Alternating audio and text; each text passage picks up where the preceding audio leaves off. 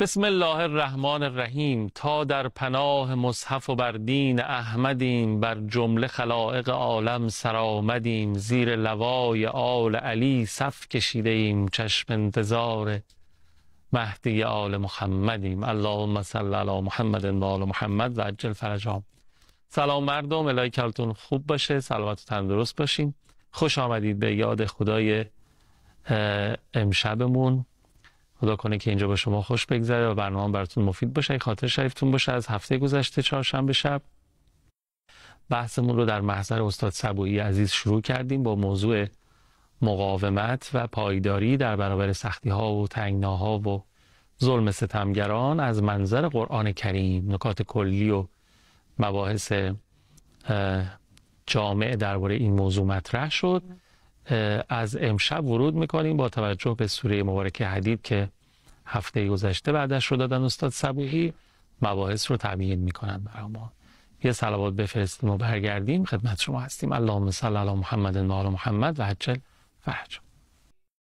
اللهم صل علی محمد و آل محمد و عجل فرجهم. با افتخار از حرم با صفای امامزادگان ابراهیم و محمد علیهم السلام که با 5 واسطه فرزند حضرت باب الحوائج امام موسی کاظم علیه السلام هستند در شهر مقدس قم، خدمت شما هستیم و خدمت استاد سبوحی عزیز. سلام علیکم و رحمت الله، خوش آمد. سلام علیکم و رحمت الله. ممنونم. برای ما افتخاریه که در خدمت شما هستیم، در خدمت بینندگان محترم برنامه یاد خدا. بنده عرض سلام و ادب و احترام خدمت شما دارم، همینطور خدمت بینندگان عزیز برنامه یاد خدا عرض احترام و ادب دارم. امیدوارم که انشالله هممون از محضر نورانی سوره مبارکه حدید کمال بهره رو ببریم انشالله. انشالله. خیلی ممنونم. ما هفته گذشته مباحث مقدماتی و کلی این موضوع رو از شما شنیدیم که لازمه اهل استقامت و ایستادگی در برابر ستمگران و سختی های زندگی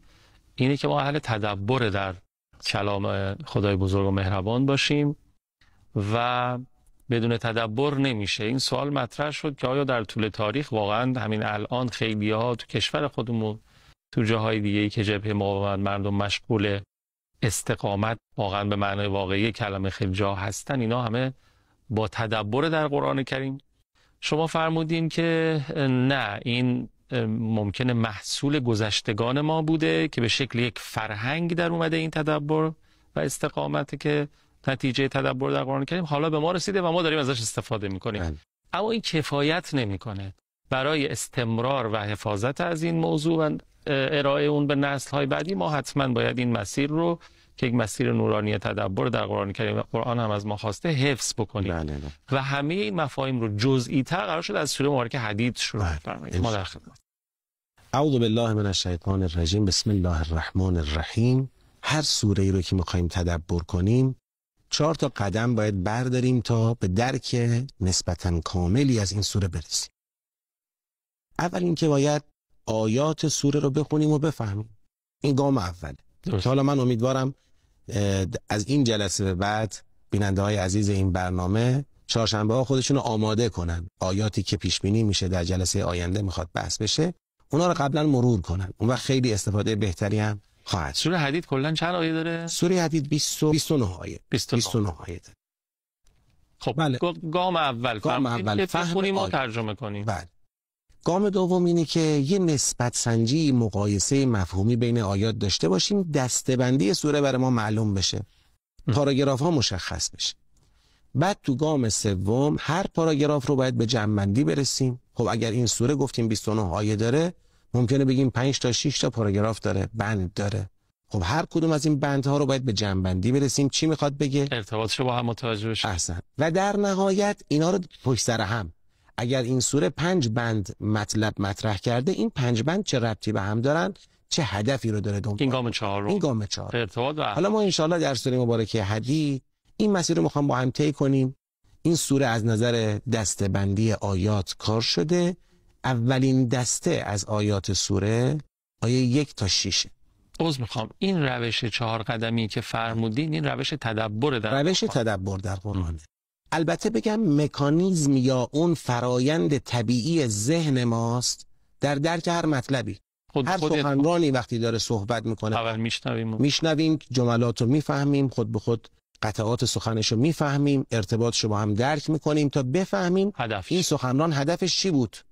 همین کار رو در قرآن هم باید انجام بدیم. حالا در مقابل قرآن خب یه مقداری چون ما زبانمون مثلا فاصله داره با زبان قرآن کریم، یه مقدارم ترجمه هایی که در اختیارمون هست بعضن به این وجوه دقیقی که ارتباط کلام رو تأمین میکنه توجه کافی نداشتن، یه مقدار بیشتر باید ما این تمرین رو انجام بدیم، تدبر رو یاد بگیریم. تدبر کاریه که در عین وظیفه همگانی بودن یادگیری هم میخواد، مثل نماز که وظیفه هممونه باید یاد بگیریم چجوری نماز رو به جا میارن. بله. یا هر کار دیگری. حالا اولین دسته از آیات سوره مبارکه حدید آیه 1 تا 6.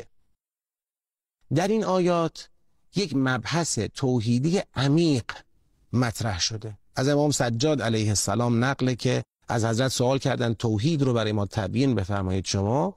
حضرت فرمودن که خدای بزرگ توحید رو در 2 جای قرآن به شکل عمیق تبیین کرده. یکی در سوره مبارکه همون توحید یا اخلاص، اون 4 آیه‌ای که هممون معمولا تو نماز داریم میخونیم، یکی هم 6 آیه اول سوره حدید.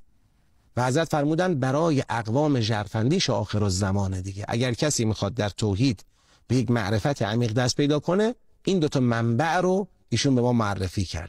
که حالا این بحث آخرالزمان هم خوبه بهش دقت کنیم که ژرفندیشان آخرالزمان قراره چه اتفاقی بیفته که باید بصیرت توحیدی ما بالا بره، اونقدری بالا بره که به هر حال بتونیم اون مسئولیت آخرالزمانی خودمون رو به نحو احسن عمل بکنیم انشاءالله.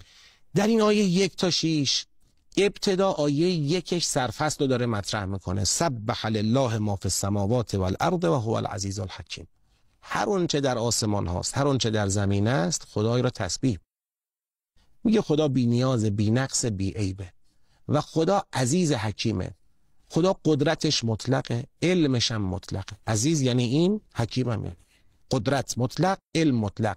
هیچ کس در هیچ جنبه نه عملی و نه علمی بر خدا نمیتونه غلبه کنه. او بی نیازه و تمام مخلوقات دارن بر بی نیازیه او، بی عیب بودن او، بی نقص بودن او شهادت میدن با وجودشون. این آسمان رو نگاه میکنی داره داد میزنه خالق من نیازی به شما نداره، نیازی به کسی نداره، نیازی به چیزی نداره. زمین همینطور و همه مخلوقات. قادر بودن منتج میشه به عزیز بودن، عالم بودن به حکیم بودن. وقتی قدرت مطلق بود نفوذ ناپذیری به دنبال داره و اون عزت عزیز بودنه. وقتی علم مطلق بود همه جانبگی و احاطه رو به دنبال داره، اون حکمت.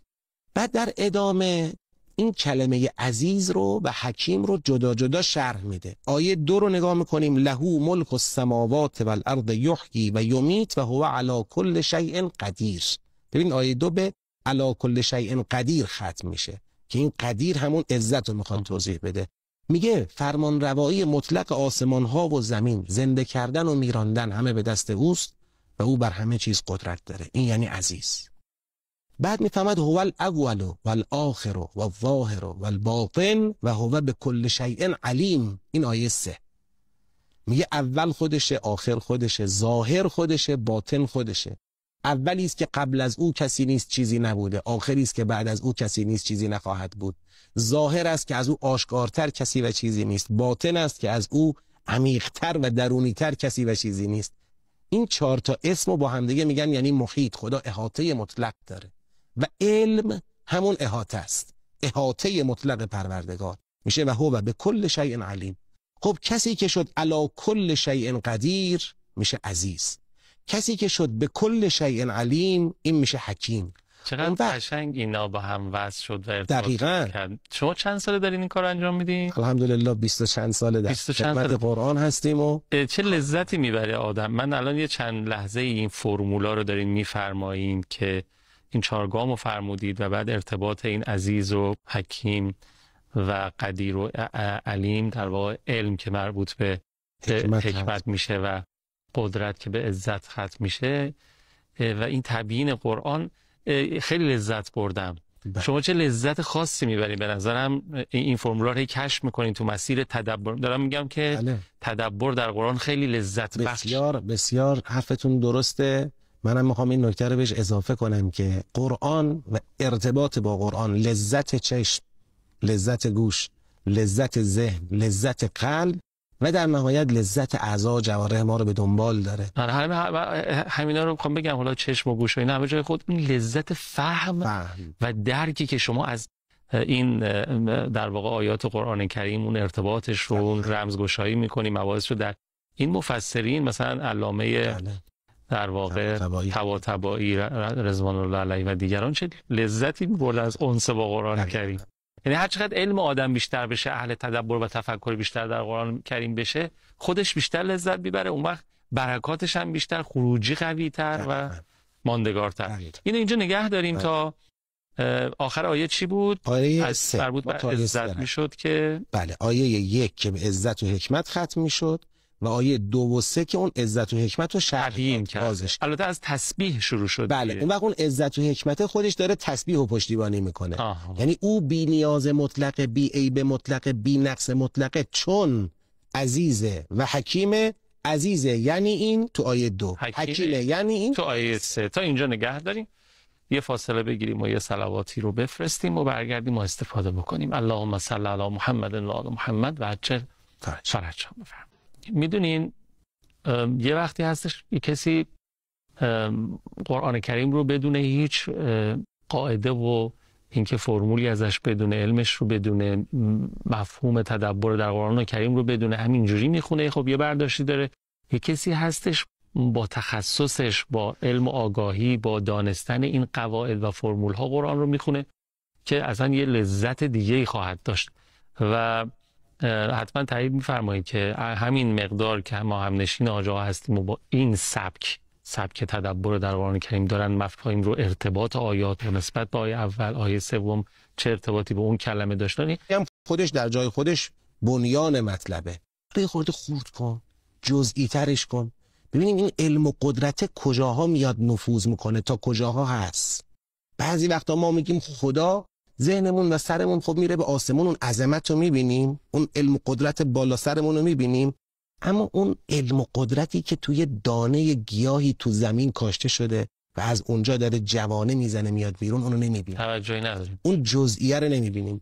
برای اینکه ایمان ما بارور بشه، از ذهن به قلب نفوذ کنه، باید مفاهیم کلی تبدیل به مفاهیم جزئی بشه و قرآن همین کار رو داره در همین دسته انجام میده.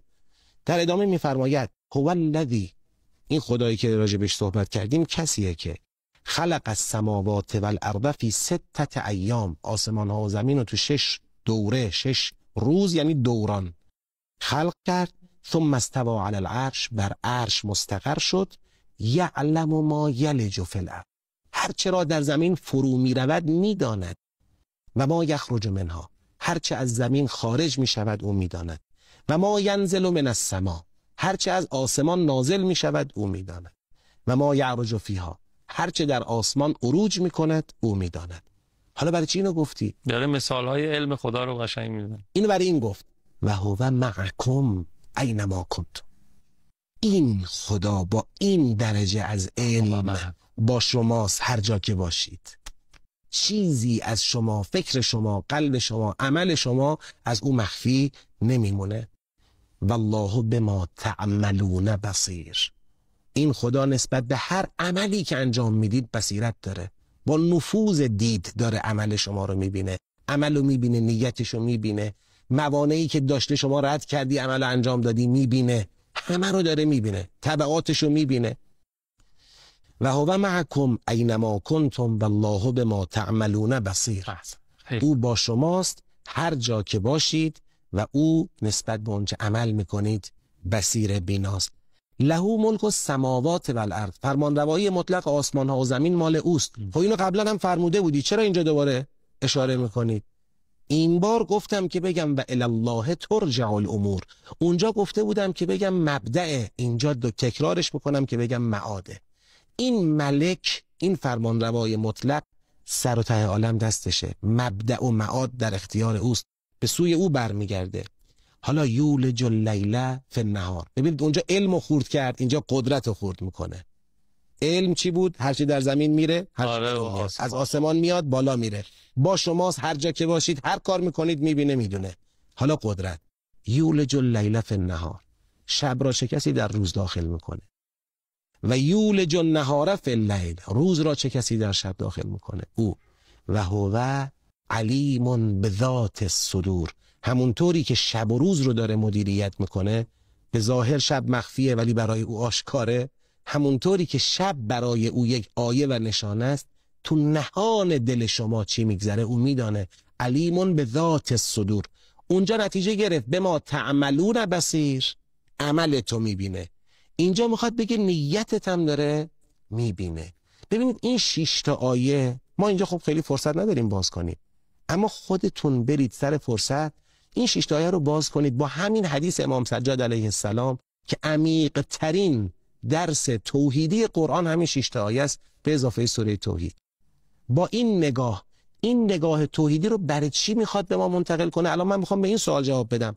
سوره حدید چیکار قراره انجام بده که این نگاه توحیدی رو میاد پایه میذاره؟ میگه آقا من میخوام رو این توحید حرف بزنم، از اینجا به بعد باتون کار دارم. همین برای من سوال بود تا اینجا که ما قرار بود که فرهنگ مقاومت و ایستایی در برابر ظالمان و سختی ها، تا الان اینا که ظاهرا ربطی نداره. این بنیاده. ببینید سوره مقاومت و جهاد و ایستادنه. خب اما میاد برای تأمین این هدف برنامه‌ریزی میکنه. پایه‌ریزی لازم داره. تا خدا رو نشناخته باشی به عزیز و حکیم بودن و به بی‌نیاز مطلق بودن و به اینکه علم و قدرت او نفوذ داره، هم کلیه و هم نفوذ داره، تا این معرفت رو پیدا نکرده باشی نمیتونی به فرهنگ مقاومت دست پیدا کنی، نمیتونی از مال و جان بگذری، و یا اگرم از مال و جان بگذری نمیتونی طلبکار نشی.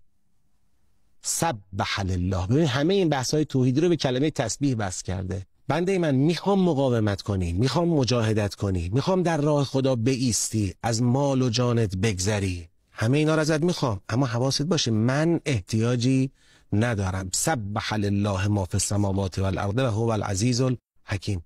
اگر این دیدگاه رو پیدا کردیم، این باور توحیدی رو پیدا کردیم، نتیجهش میشه اخلاص. توحید میدونید یکی از اسامی دیگر سوره توحید اخلاصه، چون نتیجه توحید اخلاصه. باور توحیدی میخواد اخلاص به وجود بیاره.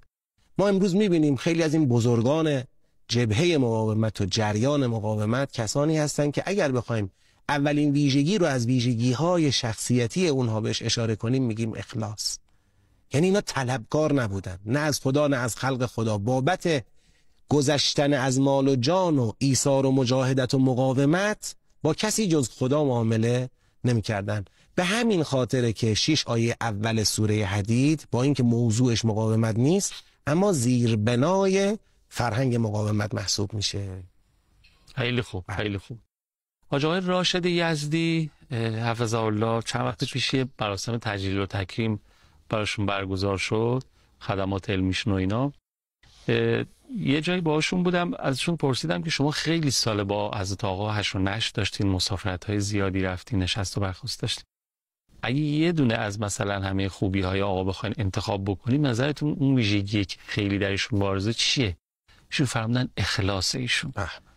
برای من خیلی جالب بود که این ویژگی رو در حضرت آقا دیدن. شما فرمایید اخلاص محصول نگاه توحیدیه. اما یه چیزی اضافه کنیم به همین مطلب. ببینید نباید بعضی از مفاهیم تو لایه ذهن و مثلا باید و نباید بمونه. آقا باید اخلاص داشته باشیم، باید موحد بشیم تا به اخلاص برسیم. چطور؟ اخلاص یک اتفاقیه که با تصمیم صرفاً رقم نمیخوره، فرایند داره. یه امتحانات و ابتلاعاتی رو انسان باید پشت سر بگذرونه تا به اخلاص برسه. وقتی انسان تصمیم میگیره یک کاری رو برای خدا انجام بده، خب موانع زیادی پیش میاد، بعضن بازتاب‌هایی براش به وجود میاد که حالت دلزدگی و خستگی براش به وجود میاره. اونجاها تصمیم گرفتن، یعنی تصمیم‌های مستمری که باید قبل یک عمل، حین یک عمل، بعد یک عمل گرفت، اون عمل رو به نقطه خلوص میرسونه و انسان رو تبدیل به یک انسان مخلص و اهل اخلاص میکنه. صرفاً با اینکه من از این به بعد تصمیم میگیرم مخلص باشم اینطور نیست. ما باید این باور توحیدی رو جریان بدیم، نفوذ بدیم. این جریان دادن باور توحیدی با تمرین میسره و دین این تمرین ها رو به ما داده. نماز یه تمرینه، روزه یه تمرینه، خمس و زکات یه تمرینه، اما مهمترین این تمرین ها تو فرهنگ قرآن تمرین اخلاص، اقامه نمازه. چقدر با اقامه نماز معنوسیم که واقعا اون اخلاصه بیاد تو زندگی ما جریان پیدا بکنه. تا زمانی که کسی به اون شکوه انسانی خودش پی نبرده باشه، بندگی شکوه انسانی ماست که اقامه نماز اون رو تجلی میده، تا زمانی کسی به شکوه انسانی خودش پی نبرده باشه، تا وقتی کسی به اون غنای درونی اینه که شما برسی به فقرت و بدونی این فقر رو کسی و چیزی جز خدا پر نمیکنه، کسی به این غنای درونی نرسیده باشه نمیتونه تو جاده اخلاص حرکت بکنه. ما از این آیات 1 تا 6 سوره حدید اینو یاد میگیریم که انشاءالله هم باور توحیدیمون رو تقویت کنیم. اگر شبهاتی داریم، سوالاتی داریم، مسائل علمی در باب توحید داریم، بریم حلشون بکنیم. همون نتیجه توحید رو در زندگیمون که اخلاصه دنبال بکنیم و حواسمون هم باشه که اخلاص با تصمیم‌های مکرر، با تمرین و ممارست و رسیدن به یک خودشناسی واقعی و عمیق، اونم در پرتو فرهنگ نماز